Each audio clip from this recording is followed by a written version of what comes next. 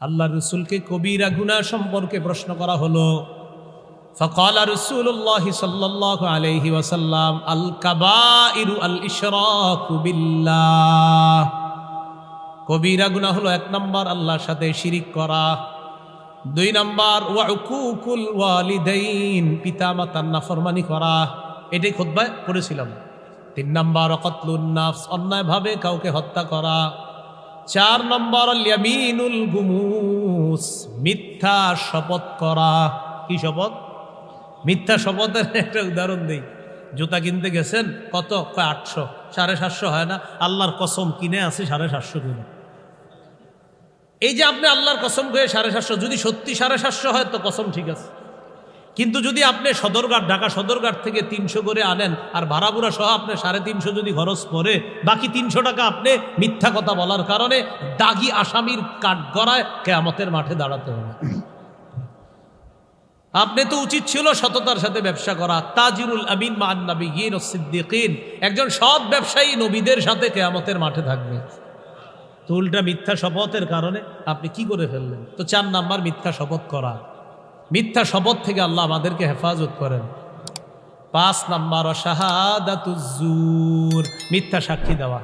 একজন নিরপরাধ মানুষকে আপনি বারবার মিথ্যা সাক্ষীর মাধ্যমে অপরাধী সাব্যস্ত করতেছেন। জি, কিয়ামতের ময়দানে আপনি দাগি আসামিদের কাঠগড়ায় দাঁড়াতে হবে, আল্লাহর সামনে আপনাকে দাঁড়াতে হবে। আপনি প্রস্তুত থাকেন দাঁড়ানোর জন্য। এই কবিরা গুনাহ 5টা নবী হাদিসে বলছে, এর মধ্যে নবীজি প্রধান কবিরা গুনাহ বলছে আল্লাহর সাথে শিরক করা। শিরিক নামক কবিরা গুনাহ থেকে আল্লাহ আমাদেরকে বাঁচার তৌফিক দান করেন। আনাস ইবনে মালিক রাদিয়াল্লাহু তাআলা আনহুর বর্ণনা, আব্দুল্লাহ ইবনে মাসউদ রাদিয়াল্লাহু তাআলা আনহুর বর্ণনা, তিনি বলেন, ক্বালা রাজুলুন ইয়া রাসূলুল্লাহ আইয়ু যামবি আকবারু ইনদাল্লাহ। এক ব্যক্তি বললেন, ওগো আল্লাহর নবী, আল্লাহর কাছে সবচেয়ে বড় পাপ কোনটি? ফাকালা রাসূলুল্লাহ সাল্লাল্লাহু আলাইহি ওয়াসাল্লাম আন তাদউ লিল্লাহি নিদ্দান ওয়া হুয়া খালাকাকা। আল্লাহ তোমাকে সৃষ্টি করেছেন, ওই আল্লাহর সমকক্ষ নির্ধারণ করা, এটা সবচেয়ে বড় পাপ। আল্লাহর সমকক্ষ নির্ধারণ করা এটা সবচেয়ে বড় পাপ।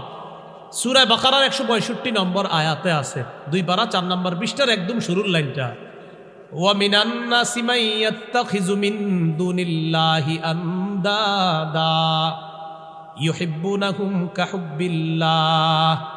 মানুষের মাঝে কিছু মানুষ আছে যারা আল্লাহর মোকাবেলায় সমকক্ষ নির্ধারণ করে। মক্কার কিছু কাফের কাবার রব আল্লাহ এটা বিশ্বাস করত, আবার লাত উজ্জাত মানাত এরা আল্লাহর সহযোগী এটা বিশ্বাস করত, তাই তারা মুশরিক, তাই তারা জাহান্নামী। মানে কাবা যে আল্লাহর ঘর এটাও স্বীকার করত, আবার লাত উজ্জাত মানাত এইগুলারে বলতো আল্লাহর সহযোগী, আল্লাহর সাহায্যকারী, আল্লাহর সাথে এইভাবে শিরিক করত। তো নবীজি বললেন, সবচেয়ে বড় পাপ তুমি আল্লাহর সাথে কাউকে সমকক্ষ নির্ধারণ করা, আল্লাহ তোমাকে বানিয়েছেন। ক্বালা সুম্মা আইয়ুন ইয়া রাসূলুল্লাহ, প্রশ্ন করলেন, হুজুর এরপর সবচেয়ে বড় পাপ কোনটি? ফাকালা রাসূলুল্লাহ সাল্লাল্লাহু আলাইহি ওয়াসাল্লাম আন তাকতুলা ওয়ালাদাকা মাখাফাতা আইয়াতআমা মাআক। তোমার সন্তান তোমার খাদ্যে অংশগ্রহণ করবে এই ভয়ে সন্তান হত্যা করা। দারিদ্রতার ভয়ে সন্তান হত্যা করা, দ্বিতীয় সন্তান না নেওয়া, এই ভয়ে কে খাওয়াবে? হ্যাঁ, এই ভয়ে দ্বিতীয় সন্তান না নেওয়া, যেটাকে কে খাওয়াবে? সূরা আনআমের মধ্যে আল্লাহ পাক রব্বুল আলামিন বলেন, ওয়ালা তাকতুলু আওলাদাকুম মিন ইমলাক।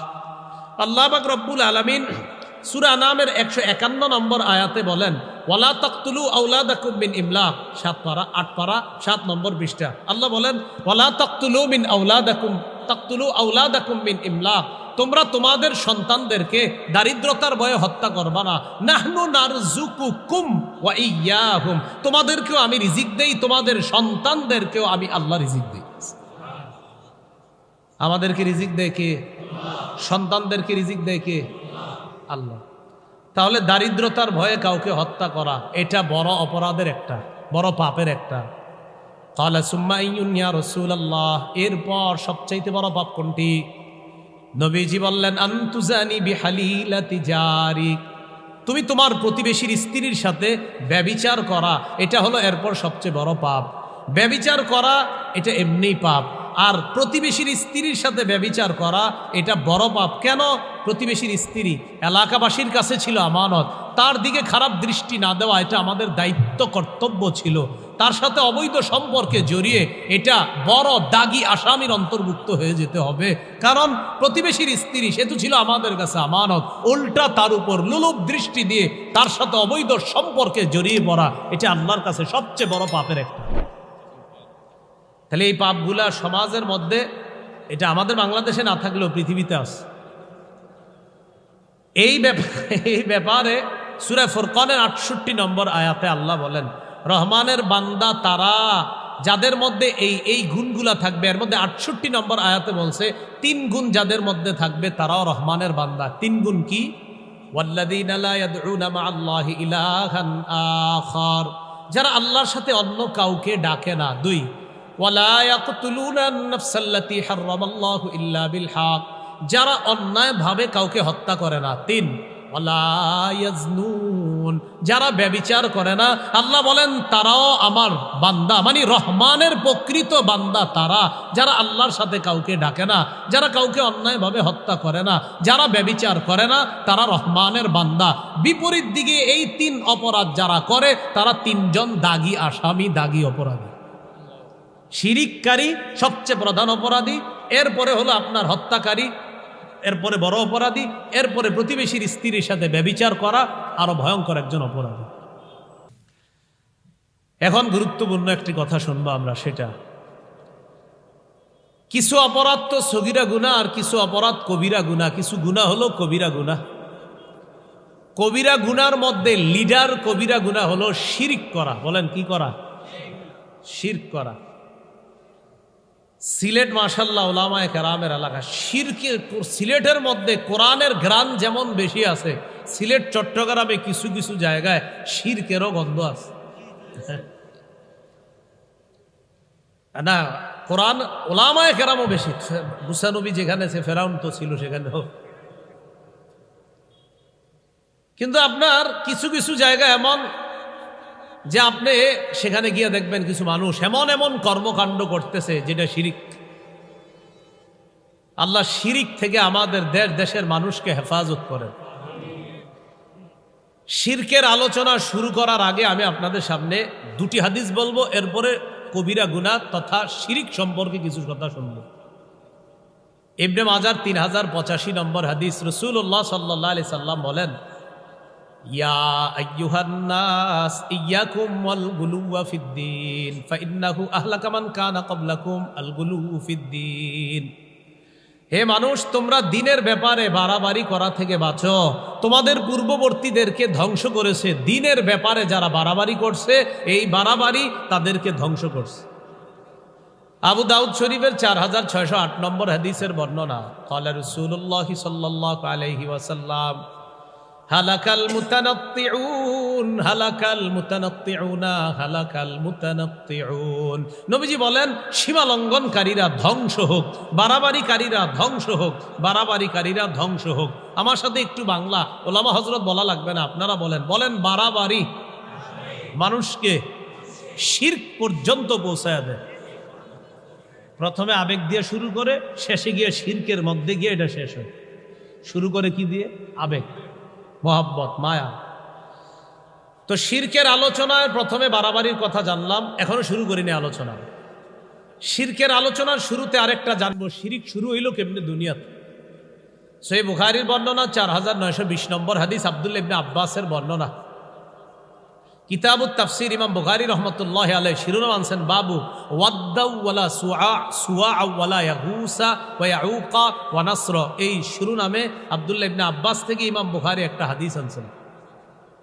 আন আব্দুল্লাহ ইবনে আব্বাস রাদিয়াল্লাহু তাআলা আনহুমা ক্বাল, আব্দুল্লাহ ইবনে আব্বাস রাদিয়াল্লাহু তাআলা আনহুমা বলেন, সারাতিল আওসান আল্লাতী কানাত ফি কওমি নূহ আলাইহিস সালাতু ওয়াস সালাম ফিল আরবি বা'দু।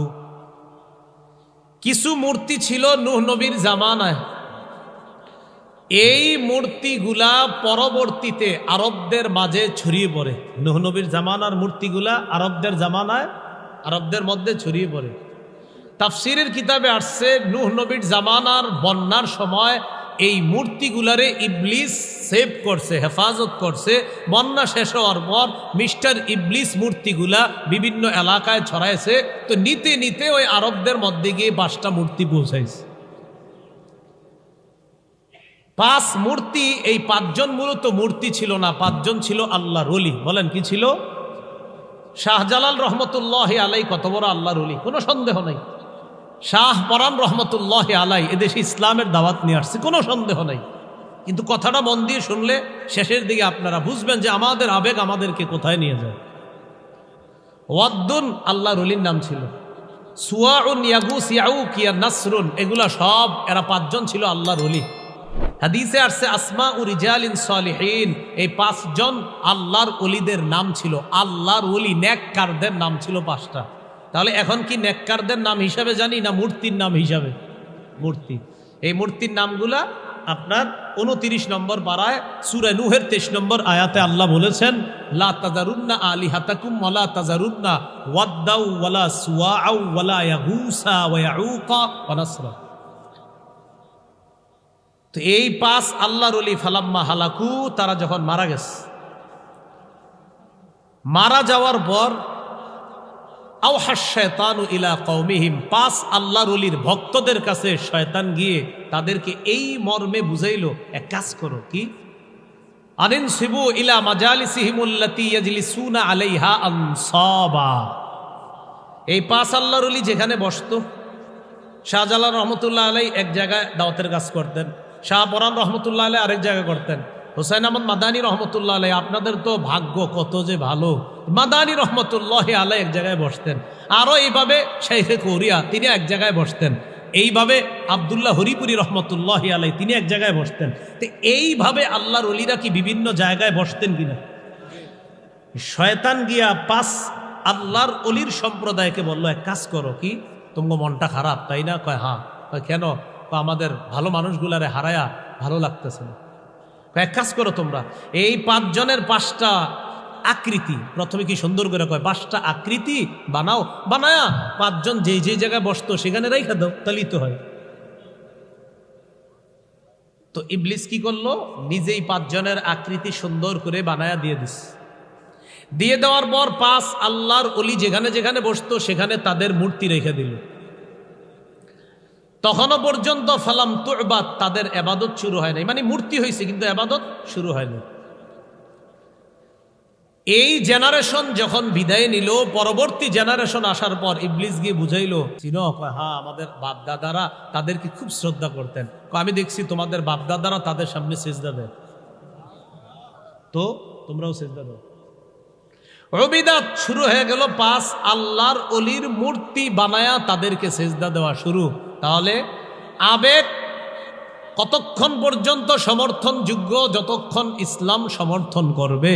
ইসলাম যখন আবেগকে সমর্থন করবে না, আমার আবেগ যখন আল্লাহর ওলির মূর্তি বানানো পর্যন্ত আমাকে নিয়ে গেল, আমার আবেগ আল্লাহর ওলির মূর্তিতে সেজদা দিতে আমাকে বাধ্য করতেছে, তখন আমার আবেগকে ছাড়তে হবে, ইসলামকে গ্রহণ করতে হবে। তাহলে আমার সাথে একটু বাংলাটা বলেন, বলেন আবেগ ততক্ষণ, ইসলামের সমর্থন থাকবে যতক্ষণ। আপনার আবেগ যদি ইসলামের বাহিরে চলে যায়, বাস আবেগ ছাড়েন, ইসলাম ধরেন। এখন শাহজালাল রহমতুল্লাহ আলাই কত বড় আল্লাহর ওলি, তার যেখানে সমাধি, তাকে দাফন করা হলো, সেখানে একটা কবর মাজার স্থাপন করা হলো। মাশাআল্লাহ, ওলামায়ে হযরত গিয়ে সেখানে দোয়া করে, আবার কিছু মানুষ গিয়ে সেখানে ভক্তি শ্রদ্ধা প্রদর্শন করতে করতে শিরিক পর্যন্ত পৌঁছে যায়। তো এই জন্য 5 আল্লাহর ওলি, এদেরকে কেন্দ্র করে 5টা মূর্তি ইবলিস বানায়া দুনিয়াতে সর্বপ্রথম শিরকের প্রচলন চালু করে। আর ওই শিরকি জাতিদের কাছে সর্বপ্রথম শরীয়ত দিয়ে যে রাসূলকে আল্লাহ পাঠাইছেন তিনিই হলেন নূহ আলাইহিস সালাতু ওয়াস সালাম। এই জন্য নূহ নবীকে বলা হয় শরীয়তের প্রথম নবী। সহিহ বুখারীর বর্ণনা 4712 নম্বর, এত বড় হাদিস লম্বা, মাঝখানে আছে দেখবেন ইন্নাকা আনতা আউয়ালুর রুসুল, আপনি হলেন প্রথম রসুল ইলা আহলিল আরদ, দুনিয়াবাসীর কাছে। তো 5 জন আল্লাহর ওলি, তাদেরকে কেন্দ্র করে শিরিক শুরু হলো। তাহলে কি বুঝলাম? আল্লাহর ওলিদের শ্রদ্ধা আমাদের অন্তরে সারা জীবন আছে, থাকবে, কোনো সন্দেহ নাই। কিন্তু আল্লাহর ওলির কবর মাজারকে কেন্দ্র করে কেউ যদি শিরিক কাজ করে, সেই শিরকের বিরুদ্ধে অবস্থান আমাদের ছিল, আছে, কিয়ামত পর্যন্ত থাকবে ইনশাআল্লাহ। কারণ আল্লাহর ওলিদেরকে আমরা শ্রদ্ধা করি, কিন্তু তাকে কেন্দ্র করে কেউ শিরিক করবে, শিরকি কাজকে তো আমরা শ্রদ্ধা করতে পারি না। শাহজালাল রহমতুল্লাহ আলাইরে যদি আল্লাহ, এটা আল্লাহর ইচ্ছা, আল্লাহ যদি আপনার শাহজালাল রহমতুল্লাহ আলাইরে 1 মিনিটের জন্য বলতেন যে আপনি একটু গিয়া দেখেন কি হালাত, সর্বপ্রথম উনি ওই জাতীয় শিরকি আবেগী ভক্তদের উপর লাঠি চার্জ করতেন। কারণ তিনি তো শিরিক প্রতিহত করার জন্য এই দেশে আসছে। তাহলে আমরা কি শিখলাম? আল্লাহর ওলিদেরকে শ্রদ্ধা করব, ভালোবাসবো, মহব্বত করব, কিন্তু আল্লাহর ওলিদের আবেগকে কেন্দ্র করে যদি কেউ শিরিক করে, সেই আবেগকে আমরা সমর্থন করব না, করতে পারি না। তাহলে এই ভূমিকা জানিয়ে থাকার পরে আমরা এখন মূল আলোচনায় যাই। বড় গুনাহ, কবিরা গুনাহের মধ্যে প্রধান গুনাহটার নাম কি? শিরিক। এই শিরকের ব্যাপারে এখন 9টা কথা জানবো আমরা। বলেন কয়টা? 9টা। 1 নাম্বার, শিরিক মহা জুলুম। বলেন শিরিক কি? জুলুম। সূরা লুকমানের 13 নম্বর আয়াতে আল্লাহ বলেন, وَإِذْ قَالَ لُقْمَانُ لِابْنِهِ وَهُوَ يَعِظُهُ يَا بُنَيَّ لَا تُشْرِكْ بِاللَّهِ إِنَّ الشِّرْكَ لَظُلْمٌ عَظِيمٌ। আল্লাহ লুকমান হাকিমের কথা আমাদেরকে জানিয়ে দিচ্ছেন। নবী ওই সময়কে স্মরণ করেন যখন লুকমান হাকিম তার সন্তানকে উপদেশ দিতে গিয়ে বললেন, হে প্রিয় সন্তান, তুমি আল্লাহর সাথে শিরক করবা না, নিশ্চয়ই শিরক মহা জুলুম। বলেন শিরক মহা জুলুম। আপনাদের কারো উপরে যদি আমি অন্যায় করে ঘুষি মারি, এটা জুলুম কিনা? কিন্তু এর চেয়ে বড় জুলুম কোনটা? শিরিক করা। 2, যে ব্যক্তি শিরিক করবে তার জন্য আল্লাহ জান্নাত হারাম করে দেয়। সূরা মাঈদার 72 নম্বর আয়াতে আল্লাহ বলেন, লাকাদ কাফারাল্লাযীনা ক্বালু ইন্নাল্লাহা হুয়াল মাসীহ ইবনু মারইয়াম। কিছু কাফের এরা আবেগে বলতে বলতে বলে ফেলতো, নিশ্চয়ই আল্লাহই মারিয়ামের সন্তান ঈসা। আল্লাহ কে? মারিয়ামের সন্তান ঈসা। মানে ঈসা যিনি, আল্লাহ তিনি, আল্লাহ যিনি, ঈসা তিনি। নাউজুবিল্লাহ। এবার ঈসা নবী তাওহীদের কথা বলতেছে। وقال المسيح يا بني إسرائيل اعبدوا الله ربي وربكم। ঈসা নবী বলেন, হে বনি ইসরাইল সম্প্রদায়, তোমরা আল্লাহর ইবাদত করো, যিনি আমার রব, তোমাদের রব। ইন্নাহু মাইয়ুশরিক বিল্লাহ ফাকাদ হারামাল্লাহু আলাইহিল জান্নাহ। নিশ্চয়ই যে ব্যক্তি আল্লাহর সাথে শিরিক করবে, আল্লাহ তার জন্য জান্নাতকে হারাম করে দেন। ওয়া মাওয়াহুন নার, তার ঠিকানা হলো জাহান্নাম। ওয়া মা লিয-যালিমিনা মিন আনসার, জালেমদের কোনো সাহায্যকারী নাই। আচ্ছা বলেন তো, শিরকের আলোচনার ফিনিশিং আল্লাহ জালেম দিয়ে কেন বললেন? আলোচনা কিসের করতেছে আল্লাহ? শিরকের। ফিনিশিং দিচ্ছেন কি দিয়ে? জালেম। আল্লাহ বলতেছে শিরিক যে করবে তার জন্য জান্নাত হারাম, জাহান্নাম তার উপর ওয়াজিব, আর জালেমদের কোনো সাহায্যকারী নাই। আলোচনা শিরিকের, শেষে কয় জালেম। আপনারা আমার আলোচনা প্রথম থেকে শুনলে স্পষ্ট হওয়ার কথা। শিরিকের প্রথম কথা জেনেছিলাম, শিরিক সবচেয়ে বড় জুলুম, মহা জুলুম। তাহলে বড় জুলুম যে করে তাকে কি বলা হবে? জালেম। বলেন বড় জুলুম যে করবে তাকে কি বলা হবে? এই জন্য আল্লাহ শিরকের কথা বলার ফিনিশিংটা দিছেন ওমালিজ জালিমিনা, অর্থাৎ শিরিক যে করে সেই তো বড় জালেম, আর এই জালেমের কোনো সাহায্যকারী নেই। 3 নম্বর, শিরিক করলে ভালো আমল যা আছে সব বরবাদ। কোন ব্যক্তি 364 দিন আল্লাহকে সেজদা দিস, কাকে?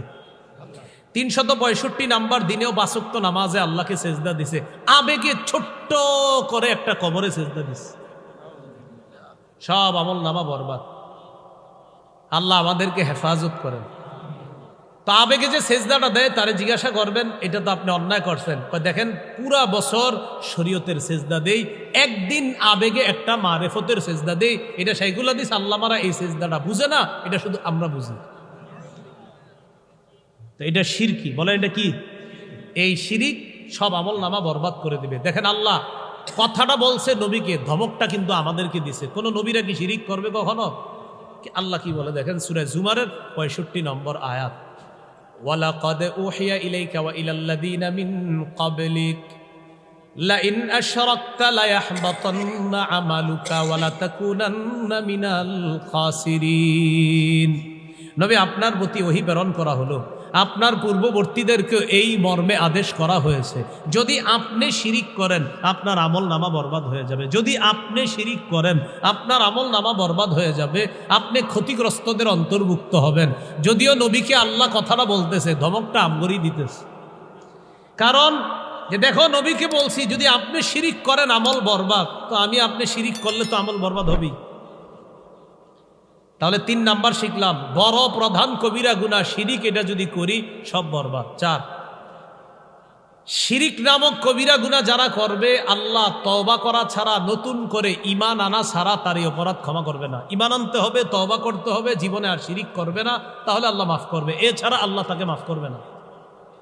সূরা নিসার 48 নম্বর আয়াত এবং 116 নম্বর আয়াত, এই 2 আয়াতে আল্লাহ বলেন, ইন্নাল্লাহা লা ইয়াগফিরু আন ইউশরাকা বিহি ওয়া ইয়াগফিরু মা দুনা যালিকা লিমান ইয়াশা। নিশ্চয় আল্লাহ ওই ব্যক্তিকে ক্ষমা করেন না যে তার সাথে শিরক করে। শিরকের নিচে যত অপরাধ আছে আল্লাহ যাকে ইচ্ছা তাকে মাফ করে দেয়। তাহলে 4 নাম্বার জানলাম শিরকের অপরাধ আল্লাহ ক্ষমা করেন না। 5, শিরক সবচেয়ে বড় পাপ। বলেন, শিরক সবচেয়ে বড় পাপ। এটাই খুতবায় হাদিসটা পড়েছিলাম, সহিহ বুখারীর 6861 নম্বর হাদিস, কিতাবুদ্দিয়াত, বাবু মান কাতালা মুমিনান মুতাআম্মিদা, মুক্তিপণ অধ্যায়। শিরোনাম হলো কোন ব্যক্তি কোন মুমিনকে ইচ্ছাকৃতভাবে হত্যা করা, এই ব্যাপারে আলোচনা। আনাস ইবনে মালিক রাদিয়াল্লাহু তাআলা আনহুর বর্ণনা, আব্দুল্লাহ ইবনে মাসউদ রাদিয়াল্লাহু তাআলা আনহুর বর্ণনা, তিনি বলেন, ক্বালা রাজুলুন ইয়া রাসূলুল্লাহ আইয়ু যামবি আকবারু ইনদাল্লাহ। এক ব্যক্তি বললেন, ওগো আল্লাহর নবী, আল্লাহর কাছে সবচেয়ে বড় পাপ কোনটি? ফাকালা রাসূলুল্লাহ সাল্লাল্লাহু আলাইহি ওয়াসাল্লাম, আন তাদউ লিল্লাহি নিদ্দান ওয়া হুয়া খালাকাকা। আল্লাহ তোমাকে সৃষ্টি করেছেন, ওই আল্লাহর সমকক্ষ নির্ধারণ করা, এটা সবচেয়ে বড় পাপ। আল্লাহর সমকক্ষ নির্ধারণ করা এটা সবচেয়ে বড় পাপ। সূরা বাকারার 165 নম্বর আয়াতে আছে, 2 পারা 4 নম্বর পৃষ্ঠার একদম শুরুর লাইনটা, ওয়া মিনান নাসি মান ইয়াত্তাখিযু মিন দুনিল্লাহি আনদাদা ইউহিব্বুনাহুম কাহুব্বিল্লাহ। মানুষের মাঝে কিছু মানুষ আছে যারা আল্লাহর মোকাবেলায় সমকক্ষ নির্ধারণ করে। মক্কার কিছু কাফের কাবার রব আল্লাহ এটা বিশ্বাস করত, আবার লাত উজ্জাত মানাত এরা আল্লাহর সহযোগী এটা বিশ্বাস করত, তাই তারা মুশরিক, তাই তারা জাহান্নামী। মানে কাবা যে আল্লাহর ঘর এটাও স্বীকার করত, আবার লাত উজ্জাত মানাত এইগুলারে বলতো আল্লাহর সহযোগী, আল্লাহর সাহায্যকারী, আল্লাহর সাথে এইভাবে শিরিক করত। তো নবীজি বললেন, সবচেয়ে বড় পাপ তুমি আল্লাহর সাথে কাউকে সমকক্ষ নির্ধারণ করা, আল্লাহ তোমাকে বানিয়েছেন। ক্বালা সুম্মা আইয়ুন ইয়া রাসূলুল্লাহ, প্রশ্ন করলেন, হুজুর এরপর সবচেয়ে বড় পাপ কোনটি? ফাকালা রাসূলুল্লাহ সাল্লাল্লাহু আলাইহি ওয়াসাল্লাম, আন তাকতুলা ওয়ালাদাকা মাখাফাতা আন ইয়াতআমা মাআক। তোমার সন্তান তোমার খাদ্যে অংশগ্রহণ করবে এই ভয়ে সন্তান হত্যা করা। দারিদ্রতার ভয়ে সন্তান হত্যা করা, দ্বিতীয় সন্তান না নেওয়া, এই ভয়ে কে খাওয়াবে? এই ভয়ে দ্বিতীয় সন্তান না নেওয়া, যেটাকে কে খাওয়াবে? সূরা আনআমের মধ্যে আল্লাহ পাক রব্বুল আলামিন বলেন, ওয়ালা তাকতুলু আওলাদাকুম মিন ইমলাক।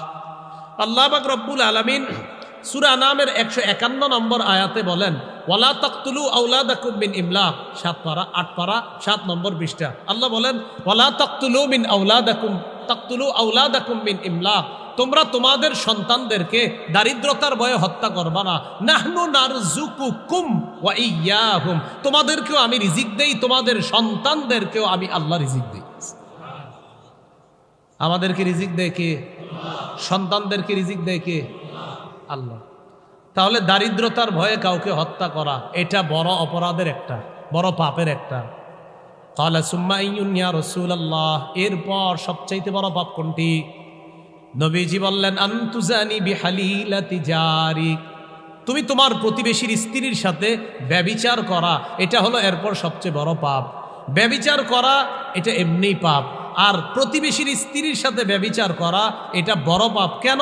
প্রতিবেশীর স্ত্রী এলাকাবাসীর কাছে ছিল আমানত, তার দিকে খারাপ দৃষ্টি না দেওয়া এটা আমাদের দায়িত্ব, কর্তব্য ছিল। তার সাথে অবৈধ সম্পর্কে জড়িয়ে এটা বড় দাগি আসামির অন্তর্ভুক্ত হয়ে যেতে হবে।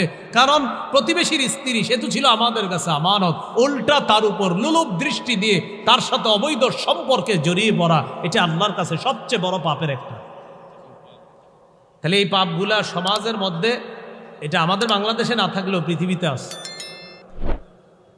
এই ব্যাপারে সূরা ফুরকানের 68 নম্বর আয়াতে আল্লাহ বলেন, রহমানের বান্দা তারা যাদের মধ্যে এই গুণগুলা থাকবে। এর মধ্যে 68 নম্বর আয়াতে বলছে 3 গুণ যাদের মধ্যে থাকবে তারাও রহমানের বান্দা। 3 গুণ কি? ওয়াল্লাযীনা লা ইয়াদউনা মা'আল্লাহি ইলাহান আখার, যারা আল্লাহর সাথে অন্য কাউকে ডাকে না। 2, ওয়ালা ইয়াকতুলুনা আন-নাফসাল্লাতী হারামাল্লাহু ইল্লা বিল হক, যারা অন্যায়ভাবে কাউকে হত্যা করে না। 3, ওয়ালা ইয়াজনুন, যারা ব্যভিচার করে না।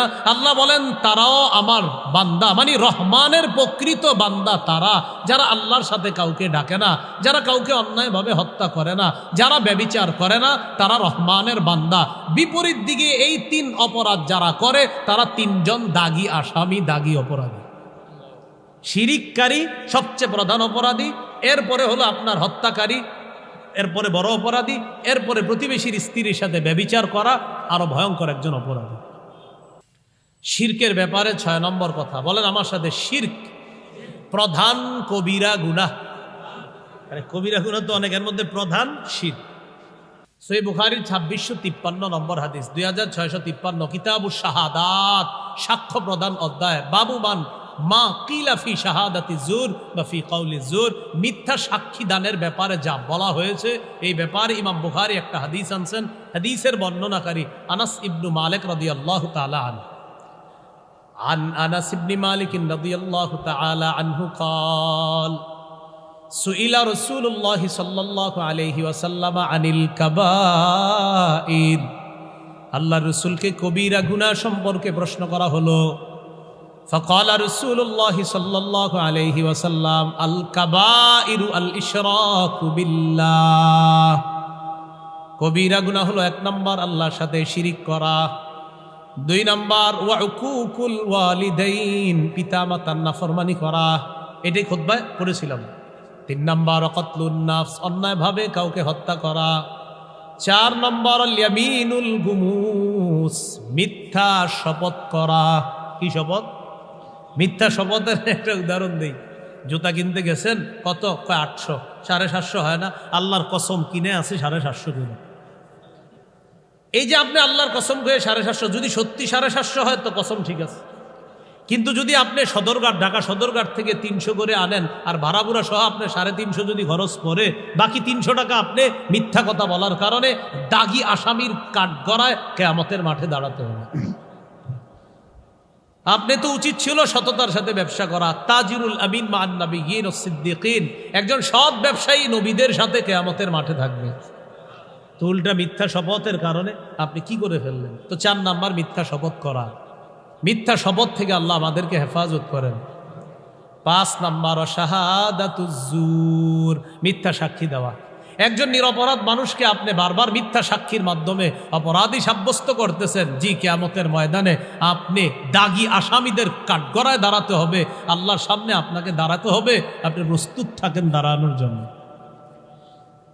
এই কবিরা গুনাহ 5টা নবী হাদিসে বলছে, এর মধ্যে নবীজি প্রধান কবিরা গুনাহ বলছে আল্লাহর সাথে শিরক করা।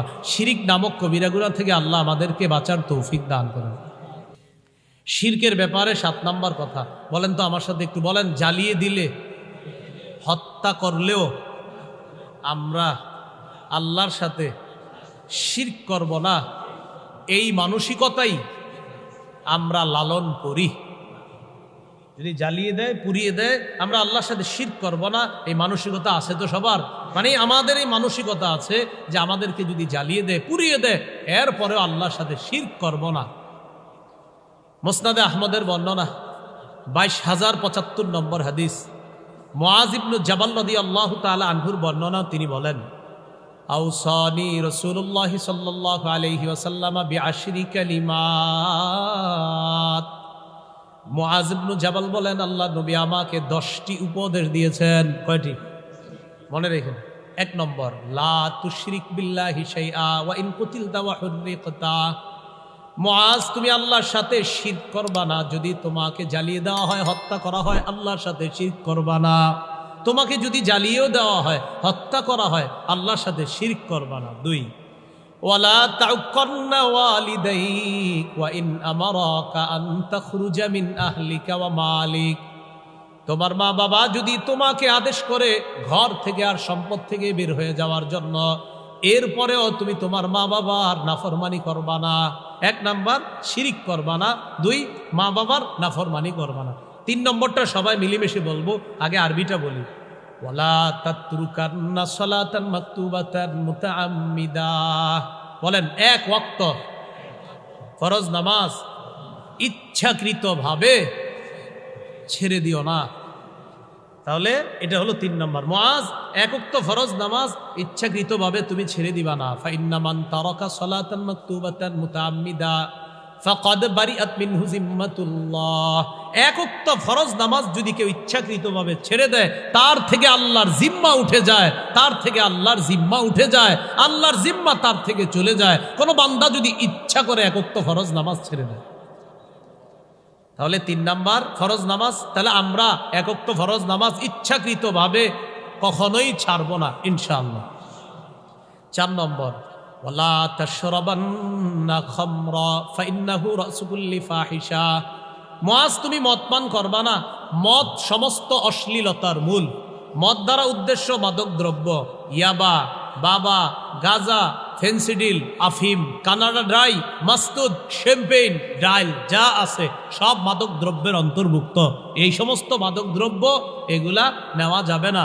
নবীজি বলছেন, কিয়ামতের আগে কয়েকটা অপরাধ খুব বেশি পরিমাণে বাড়বে। এর মধ্যে একটা হলো ওয়ায়ুশরাবাল খামরু, মদ পান বেড়ে যাবে, মাদকতার জয় জয়কর অবস্থা হবে। এটা কি হবে না চলছে? এলো 4 নাম্বার, তুমি মদ পান করবা না। মদ সমস্ত অশ্লীলতার মূল। 5 নম্বর, ওয়া ইয়াকা ওয়াল মাসিয়া, তুমি নাফরমানি থেকে বাঁচো। ফাইন্না বিল মাসিয়াতি হাল্লা সাকাতুল্লাহ। নাফরমানির কারণে আল্লাহর গজব আসে। বলেন, এটা বলেন, নাফরমানির কারণে আল্লাহর গজব আসে। নাফরমানির কারণে আল্লাহর গজব আসে। এটা 5। 6 নাম্বার, ওয়া ইয়াকা ওয়াল ফিরার মিনাজ জাহফি ওয়া ইন হালাকান নাস। জিহাদের ময়দানে সবাই যদি মারা যায়, তুমি পলায়ন করবা না। তুমি জিহাদের ময়দান থেকে পলায়ন করবা না। জিহাদের নিয়ত আছে তো সবার। ক্বালা রাসূলুল্লাহ সাল্লাল্লাহু আলাইহি ওয়াসাল্লাম, মান মাতা ওয়া লাম ইউজাহিদ ফি সাবিলিল্লাহ আও লাম ইউহাদ্দিস ফি নাফসিহি মাতা আলা শুবাতিন মিনান নিফাক। কোন মুমিন যদি জিহাদ না করে মারা যায়, অথবা জিহাদের সংকল্প না রাখে, সে নিফাকি মৃত্যুবরণ করবে। বলেন, জিহাদ আর সন্ত্রাস সম্পূর্ণ আলাদা। সন্ত্রাস অপবিত্র, জিহাদ পবিত্র। সন্ত্রাস নামক অপবিত্রতাকে দমন করার শ্রেষ্ঠ পবিত্র পদ্ধতি জিহাদ। তাহলে সন্ত্রাস অপবিত্র, সন্ত্রাস কি? আর জিহাদ। তাহলে জিহাদ আর সন্ত্রাস এক না আলাদা? এটা দাঁড়ে দাঁড়ে বারে বারে পায়ে ধরে ধরে বুঝাইতে হবে মানুষকে। মানুষের মধ্যে অন্য ধরনের চিন্তা ভাবনা অনেকে ঢুকাইয়া দেয়। এই জন্য জিহাদ আর সন্ত্রাস সম্পূর্ণ আলাদা, এটা বুঝাতে হবে। এই গেল 6 নাম্বার। 7 নাম্বার, ওয়া ইদা আসাবান নাস মাউতুন ওয়া আনতা ফীহিম ফাসবুত। কোন এলাকায় যদি মহামারী লাগে, সেখানে তুমি অবস্থান করবা। বুখারীর বর্ণনায় আসছে, মহামারী কবলিত এলাকার কেউ বাহিরে যাবে না। বাহিরের কেউ মহামারী কবলিত এলাকায় প্রবেশ করবে না। মহামারী কবলিত এলাকার কেউ বাহিরে যাবে না। বাহিরের কেউ মহামারী কবলিত এলাকায় প্রবেশ করবে না। এই আইনটা লকডাউনের সময় হয়েছিল কিনা? আমেরিকা, চায়নারা আপনার খুব ভাব নিল, মাশাল্লাহ, যে আমরা কত সুন্দর একটা নিয়ম করে দিলাম, আর সবাই বাহবা দিচ্ছে তাদেরকে। অথচ এই নিয়মটা তাদের দাবি, তারা গবেষণা করে বলছে আসলে আমগো নবীর কথা নকল করে ছেড়ে দিচ্ছে। আমগো নবী অবিকল কথাটা ১৫০০ বছর আগে বলে গিয়েছেন, এখন আইসা কয় আমরা গবেষণা করছি। না, এটা আমার নবীর গবেষণালব্ধ কথা। এটার কৃতিত্ব সবচেয়ে বেশি যদি দিতে হয় আমার নবীকে দিতে হবে।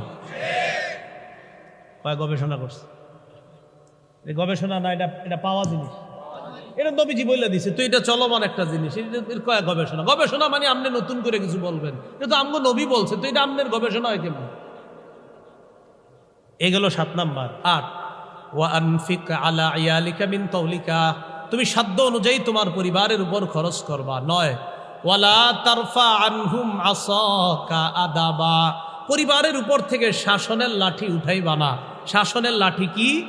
পরিবার যেন আপনার ব্যাপারে এই মানসিকতা রাখে যে আমার বাবা এমন এক বাবা যিনি তরমুজ, কাঁঠাল, ফলমূল যা চাইবো বাবার কাছে বাবা এনে দিবে, কিন্তু ইসলামের বিরুদ্ধে যদি আমি চলি আমার বাবার চেয়ে কঠিন কেউ হবে না। এটা শাসনের লাঠি। এই শাসনের লাঠি উঠানো যাবে না। আগে আমাদের পারিবারিক ঐতিহ্যগুলো ছিল এমন, আপনার দাদা দাদি মা বাবা তাদের লাঠির ভয়ে পাশাপাশি 2 ভাই বোন আমরা ঘুমাইতাম, যখন 2 ভাইয়ে একজন আরেকজনকে আমরা খালি এইভাবে এমন করতাম, এই তাড়াতাড়ি তাড়াতাড়ি মসজিদে ফজরে দাদি লাঠি নিয়ে আসতেছে, আব্বা লাঠি নিয়ে আসে, কি স্কুলে পড়ে আর কি মাদ্রাসায় বলে, সবাই আপনার ওই লাঠির ভয় একটা মানসিকতা কাজ করতো আগে পরিবারের মধ্যে। এখন লাঠি কে কারে ধরবে? যে লাঠি ধরবে সে ঘুমায় 3টায়, যার উপরে ধরবে ও ঘুমায় 4টায়। লাঠি কারে ধরবে? শিষ্টাচারের লাঠি এখন আর নাই। 10 নাম্বার, ওয়া আখিফহুম ফিল্লাহি আজ্জা ওয়া জাল, মুআজ তুমি তোমার পরিবারকে আল্লাহর ব্যাপারে ভয় দেখাও। এজন্য সিলেটের আপনাদের কাছে আমার আবদার, এই আলফালা ইসলামী যুব সংঘ আপনাদের মাধ্যমে এটা শুরু করেন, পারিবারিক তালিম। বলেন কি তালিম? মসজিদে তালিম তো হয় মাশাআল্লাহ, ওখানে বসবেন, পারিবারিক তালিমের পয়েন্ট করেন। এখন এশার নামাজ তাড়াতাড়ি হয়ে যায় 7:30, তো এখন আপনি শীতকালে আপনি 8:30 থেকে কথার কথা আপনি ঘোষণা করবেন যে আমাদের ঘরে 8:30 থেকে আমাদের ঘরের পূর্ব পাশের রুমে বা পশ্চিম পাশের রুমে বা দক্ষিণ পাশের রুমে আমরা যারা মাহরাম একজন আরেকজনের সাথে যাদের দেখা দেওয়া যায় আমরা সবাই ওই রুমে গিয়ে বসবো। 8:30 তালিম হবে, 30 মিনিট তালিম, না হয় 20 মিনিট করেন, না হয় 10 মিনিট করেন, না হয় আপনাদের হাতে পায়ে ধরি করি 5 মিনিট পারিবারিক তালিমের পদ্ধতি চালু করেন। আল্লাহর কসম ঘরের মধ্যে রহমত বরকত আপনি উপলব্ধি করবেন, পারিবারিক মোহাব্বত গুলা দিনকে দিন বাড়তেই থাকবে ইনশাআল্লাহ। মানে পারিবারিক তালিম চালু করেন। তালিমে মানুষের মাঝে হিট হয় বেশি, মনে রাখবেন। যখন তালিম করবেন একদিন আপনি করবেন, এর পরের দিন আপনার বিবি করবে, পরের দিন আপনার ছেলে করবে, পরের দিন আপনার মেয়ে করবে। বই পড়ে পড়ে যখন শোনাবেন, রাসূলুল্লাহ সাল্লাল্লাহু আলাইহি সাল্লাম বলেন নামাজ পড়লে এই সওয়াব, নবীজি বলেন নামাজ ছেড়ে দিলে এই গুনাহ। এগুলো আপনি বললে যারা শুনবে তাদের মাঝে একটা অ্যাকশন হবে। এই পারিবারিক তালিমের একটা মানসিকতা, চিন্তা, চেতনা আজকে থেকে আমরা ইনশাআল্লাহ হিম্মত করতে পারি কিনা বলেন ইনশাআল্লাহ। পারিবারিক তালিম চালু করুন। পারিবারিক তালিমের উপকারিতা এটা আপনি না শুরু করলে আপনার এটা কেউ বলে বুঝাতে পারবে না। আপনি শুরু করে দেখেন, আপনার পরিবারের আদর্শ ঐতিহ্যগুলা দিন দিন ইনশাআল্লাহ এটা বাড়তে থাকবে। তাদের মাঝে আদর্শচ্যুতির যে একটা আপনার ভয় ছিল এটা ইনশাআল্লাহ দিনের পর দিন কমে যাবে যদি পারিবারিক তালিমের নিয়ম চালু করেন। তো 10 নাম্বার, পরিবারকে আল্লাহর ব্যাপারে ভয় দেখাও। তো ভয় দেখানোর একটা সিস্টেম কি হতে পারে? পারিবারিক তালিম। তাহলে এই 10টা জিনিস জানলাম, এর মধ্যে প্রথমটা কি মনে আসেনি? জ্বালিয়ে দিলে পুড়িয়ে দিলে কি করব না? শিরিক করব না। এরপরে আরো অনেকগুলা অপরাধের কথা জানলাম, এই অপরাধগুলো আমরা করব না, বলেন ইনশাআল্লাহ। শিরকের ব্যাপারে 8 নাম্বার কথা বলেন আমার সাথে, শিরক অমার্জনীয় অপরাধ। তিরমিজি শরীফের 3540 নম্বর হাদিস, এটা হাদিসে কুদসি। ক্বালা রাসূলুল্লাহ সাল্লাল্লাহু আলাইহি ওয়াসাল্লাম, ক্বালা আল্লাহু আযজা ওয়া জাল, নবীজি বলেন, আল্লাহ বলেছেন। কি বলেছেন? ইয়া ইবনা আদম, হে আদম সন্তান, ইন্নাকা মা দাউতানি ওয়া রাজাউতানি গফারতু লাকা আলা মা কানা মিনকা ওয়ালা উবালি। হে আদম সন্তান, ক্ষমার আশায় তুমি যতক্ষণ আমাকে ডাকতে থাকবা আমি ততক্ষণ তোমাকে ক্ষমা করতেই থাকব। ওয়ালা উবালি, এতে আমি আল্লাহ কারো পরোয়া করি না। ইয়া ইবনা আদম, হে আদম সন্তান, লাউ বালাগত যুনুবুকা আনানাস সামা সুম্মা আস্তাগফারতানি, তোমার গুনাহ যদি আকাশের চূড়ায় গিয়ে পৌঁছে আর যদি তুমি আমার কাছে ক্ষমা চাও, গফারতু লাকা আলা মা কানা মিনকা ওয়ালা উবালি, আমি তোমার এই পরিমাণ গুনাহ মাফ করতেও আমি কারো পরোয়া করি না। এরপরে আল্লাহ কি বলে দেখেন, ইবনা আদম ইন্নাকা লাউ আতাইতানি বিতুরাবিল আরদি খাতায়া, হে আদম সন্তান, তুমি যদি আমার কাছে দুনিয়ার বালু পরিমাণ গুনাহ নিয়ে আসো, সুম্মা লাকিতানি লা তুশরিকু বি শাইআ, আর তোমার গুনাহগুলা নিয়ে আমার সাথে সাক্ষাৎ করছো, দেখলাম তোমার গুনাহের মধ্যে শিরিক নাই, আমি আল্লাহ তোমাকে মাফ করে দিব। লা আতাইতুকা বিতরাবিহা মাগফিরা, আমি দুনিয়া পরিমাণ ক্ষমা নিয়ে দুনিয়া পরিমাণ গুনাহগুলা মাফ করে দিব। বালু পরিমাণ গুনাহ, বালু পরিমাণ ক্ষমা, শর্ত গুনাহে শিরিক থাকা যাবে না, প্রধান গুনাহটা থাকা যাবে না। 9 নাম্বার, আজকে কি বার? সোমবার। বুধবারের পরের দিন কি বার?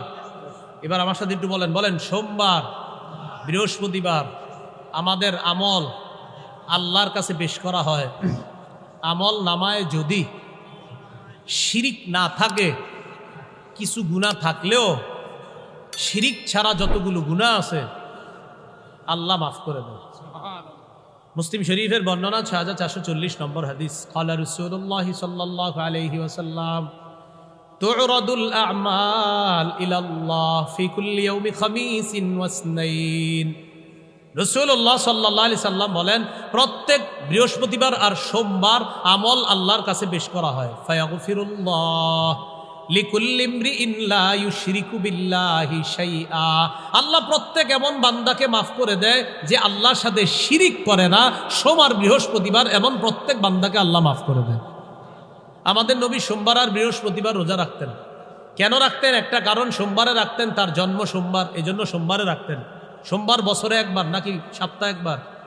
আপনারা বছরে একবার জন্মদিনে নবীজির এটা করেন, সপ্তাহে প্রতি সোমবারে রোজা রাখতে পারেন না? আরে নবীজি জন্মদিনে রোজা রাখতেন কি বছরে একবার না প্রতি সপ্তাহে?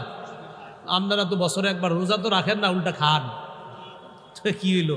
এটা তো উল্টা হয়ে গেল, ঠিক না? আচ্ছা,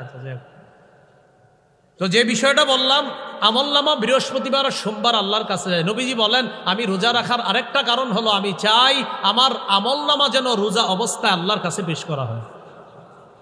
নবী রোজা অবস্থায় আমলনামা আল্লাহর কাছে পাঠায়, তো আমরাও ইনশাল্লাহ চেষ্টা করব। আরেক ব্যক্তিকে আল্লাহ মাফ করে না, ইল্লাম রান কানাত বাইনাহু ওয়া বাইনা আখিহি শাহনা, কোন ভাই আর অপর ভাইয়ের মাঝে যদি বিদ্বেষ থাকে, এই দুই ভাইকে আল্লাহ মাফ করে না। আল্লাহর পক্ষ থেকে বলা হয়, ইরকু হাজাইনি হাত্তা ইয়াসতালিহা, এই দুই ভাইকে সুযোগ দাও, তারা যেন সংশোধন করে নেয় আপোষের মধ্যে। তারা যদি মিলে যায়, আমি এই দুইজনকেও মাফ করে দিব। এই গেল শিরকের ব্যাপারে 9 নম্বর কথা। তাহলে সগীরা গুনাহ, কবিরা গুনাহ, উভয় প্রকার গুনাহ থেকে আমরা বাঁচব। সগীরা গুনাহ প্রথমে আমরা জানলাম, ছোট ছোট গুনাহ অনেকগুলা একত্রিত হইলে এটাও ধ্বংস করে দেয়। কবিরা গুনাহের অনেকগুলা কথা জানলাম, এর মধ্যে লিডার প্রধান কবিরা গুনাহ শিরক করা। আরেকটা বিষয় মাঝখানে জেনেছিলাম, আমাদের আবেগ ততক্ষণ ইসলামের সমর্থন থাকবে যতক্ষণ। কোনো ব্যক্তির আবেগ যদি ইসলামের বাহিরে চলে যায়, আমরা তাকে বুঝাবো আপনার এই আবেগ ইসলাম সমর্থন। বলে না, আমার আবেগের দলিল নবী প্রেম, আপনি বলবেন না আবেগের দলিল নবী প্রেম হতে পারে না। নবী প্রেম আবু বকরের মাঝে আপনার চেয়ে বেশি ছিল, সে আবু বকর সিদ্দিক শরীয়তের মধ্যে চলেছেন, আপনাকেও চলতে হবে। যদি আপনি চলেন, তাহলে আপনার ওই শিরকি নামক কর্মকাণ্ড, এটার বিরোধিতা আমরা করতেই থাকবো। শিরিকের পক্ষে আমরা থাকতে পারি না। তাহলে আল্লাহর ওলিদের বিরুদ্ধে আমরা না, আল্লাহর ওলিদেরকে কেন্দ্র করে আবেগ পুঁজি করে যারা শিরিক করবে, আমরা তাদের বিরুদ্ধে। আল্লাহ পাক রব্বুল আলামিন আমাদের সকলকে যে কথাগুলো শুনলাম বললাম, সগীরা কবিরা উভয় প্রকার গুনাহ থেকে আমরা বেঁচে যেন নিষ্পাপ গুনাহমুক্ত হয়ে আল্লাহর কাছে যেতে পারি, আল্লাহ তৌফিক দান করেন। সুবহানাল্লাহি ওয়া বিহামদিহি।